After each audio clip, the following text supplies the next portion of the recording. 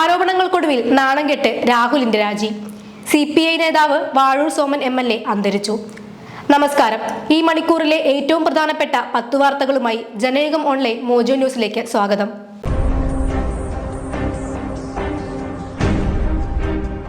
വിവാദമായ വെളിപ്പെടുത്തലുകൾ പുറത്തു വന്നതിന് പിന്നാലെ നാണം കെട്ട് രാഹുൽ മാങ്കൂട്ടത്തിൽ യൂത്ത് കോൺഗ്രസ് സംസ്ഥാന പ്രസിഡന്റ് സ്ഥാനം രാജിവെച്ചു. കോൺഗ്രസ് നേതൃത്വം രാഹുലിന്റെ രാജി ആവശ്യപ്പെട്ടതായി വാർത്തകൾ പുറത്തു വന്നിരുന്നു. എന്നാൽ അടൂരിലെ വീട്ടിൽ മാധ്യമപ്രവർത്തകരെ കണ്ട രാഹുൽ നേതൃത്വം തന്നോട് രാജി ആവശ്യപ്പെട്ടിട്ടില്ലെന്നും ഇതുവരെ രാജി വച്ചിട്ടില്ലെന്നുമാണ് പറഞ്ഞത്. എന്നാൽ ഒടുക്കം രാജിവെച്ചതായി സമ്മതിക്കുകയായിരുന്നു. ഗത്യന്തരമില്ലാതെയാണ് രാജിവെച്ചതെങ്കിലും സ്വമേധയാ രാജിവെച്ചതാണെന്ന് പറഞ്ഞ് ന്യായീകരിക്കാനും രാഹുൽ ശ്രമിച്ചു. പീരുമേട് MLA വാഴൂർ സോമൻ അന്തരിച്ചു. 72 വയസ്സായിരുന്നു. ഹൃദയാഘാതത്തെ തുടർന്നായിരുന്നു അന്ത്യം. തിരുവനന്തപുരത്ത് റവന്യൂ അസംബ്ലിയിൽ പങ്കെടുക്കുന്നതിനിടെ കുഴഞ്ഞു വീഴുകയായിരുന്നു. തുടർന്ന് ആശുപത്രി പ്രവേശിപ്പിച്ചെങ്കിലും ജീവൻ രക്ഷിക്കാനായില്ല. സ്പീക്കർ AN ഷംസീർ, മന്ത്രിമാരായ K രാജൻ, GR അനിൽ തുടങ്ങിയവർ ആശുപത്രിയിൽ ഒപ്പമുണ്ടായിരുന്നു.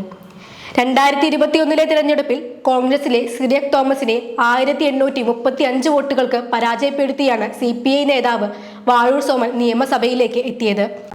അധികം വൈകാതെ നമ്മുടെ സ്വന്തം മണ്ണിൽ നിന്ന് നമ്മുടെ സ്വന്തം റോക്കറ്റിൽ ഒരാൾ ബഹിരാകാശത്തേക്ക് പോകുമെന്ന് ഇന്ത്യൻ ബഹിരാകാശ സഞ്ചാരി ശുഭാൻഷു ശുക്ല. ISS ദൗത്യത്തിൽ നിന്നുള്ള അനുഭവം വിലമതിക്കാനാകാത്തതാണെന്നും ഏത് പരിശീലനത്തെക്കാളും മികച്ചതാണെന്നും ശുക്ല പത്രസമ്മേളനത്തിൽ പറഞ്ഞു. കണ്ണൂർ സെൻട്രൽ ജയിലിൽ നിന്നും വീണ്ടും മൊബൈൽ ഫോൺ പിടികൂടി. ഈ ഡിവിഷനിലെ 12ാം നമ്പർ സെല്ലിൽ ഒളിപ്പിച്ച നിലയിലായിരുന്നു ഫോൺ കണ്ടെത്തിയത്. ഗോവിന്ദച്ചാമിയുടെ ജയിൽ ചാട്ടവുമായി ബന്ധപ്പെട്ട് നിയോഗിച്ച അന്വേഷണ സംഘം ഇന്നലെയും മിനിഞ്ഞാന്നുമായാണ് പരിശോധന പൂർത്തിയാക്കിയത്. യൂത്ത് കോൺഗ്രസ് സംസ്ഥാന പ്രസിഡന്റ് രാഹുൽ മാങ്കൂട്ടത്തിൽ MLA വിവാഹ വാഗ്ദാനം നൽകി മാധ്യമപ്രവർത്തകരെ പീഡിപ്പിച്ചതായി പരാതി. ഈ യുവതിയെ ഗർഭഛിദ്രത്തിന് നിർബന്ധിക്കുന്ന ശബ്ദ സന്ദേശം പുറത്ത്. യുവതി ഗർഭിണിയാണെന്നറിഞ്ഞപ്പോൾ രാഹുൽ ഒഴിഞ്ഞു മാറാൻ ശ്രമിക്കുന്നതും സന്ദേശത്തിലുണ്ട്. കൊച്ചിനെ തന്തയില്ലാത്തവെന്ന് വിളിക്കുമെന്ന് രാഹുൽ പറയുമ്പോൾ ഞാനത് നോക്കിക്കൊള്ളാമെന്ന് യുവതി പറയുന്നതും ശബ്ദ സന്ദേശത്തിലുണ്ട്. സംസ്ഥാനത്ത് സ്വർണ്ണവിലയിൽ വീണ്ടും വർധന. ഗ്രാമിന് 50 രൂപയുടെ വർധനമാണ് ഉണ്ടായത്. 9230 രൂപയാണ് സ്വർണ്ണവില വർദ്ധിച്ചത്. പവന് 400 രൂപയുടെ വർധനവാണ് ഉണ്ടായത്. 73,840 രൂപയാണ് വില വർദ്ധിച്ചത്. ഇന്ന് അന്താരാഷ്ട്ര വിപണിയിൽ വിലയിൽ കാര്യമായ മാറ്റമുണ്ടാവില്ല. ആണവായുധ ശേഷിയുള്ള അഗ്നി 5 ബാലിസ്റ്റിക് മിസൈൽ വിജയകരമായി വിക്ഷേപിച്ചു. ഇന്റർമീഡിയറ്റ് റേഞ്ച് ബാലിസ്റ്റിക് മിസൈൽ അഗ്നി 5 ഒഡീഷയിലെ ചണ്ഡിപൂരിൽ നിന്നാണ് വിക്ഷേപിച്ചതെന്ന് പ്രതിരോധ മന്ത്രാലയം അറിയിച്ചു. ലോകത്തിലെ ഏറ്റവും നല്ല ന്യായാധിപൻ എന്ന വിശേഷണം നേടിയ ജഡ്ജ് ഫ്രാങ്ക് കാപ്രിയോ അന്തരിച്ചു. 88 വയസ്സായിരുന്നു. മരിക്കുന്നതിന് നിമിഷങ്ങൾക്ക് മുമ്പ് തന്റെ തിരിച്ചുവരവിന് വേണ്ടി പ്രാർത്ഥിക്കണമെന്ന് ഫോളോവേഴ്സിനോട് പറയുന്ന വീഡിയോ അദ്ദേഹം ഇൻസ്റ്റഗ്രാമിൽ പങ്കുവച്ചിരുന്നു. ഓൺലൈൻ റിയൽ മണി ഗെയിമുകളിൽ പ്രതിവർഷം 45 കോടി ആളുകൾക്ക് 20,000 കോടി രൂപയോളം നഷ്ടപ്പെടുന്നതായി സർക്കാർ കണക്കാക്കുന്നുവെന്ന് ഔദ്യോഗിക വൃത്തങ്ങൾ അറിയിച്ചു.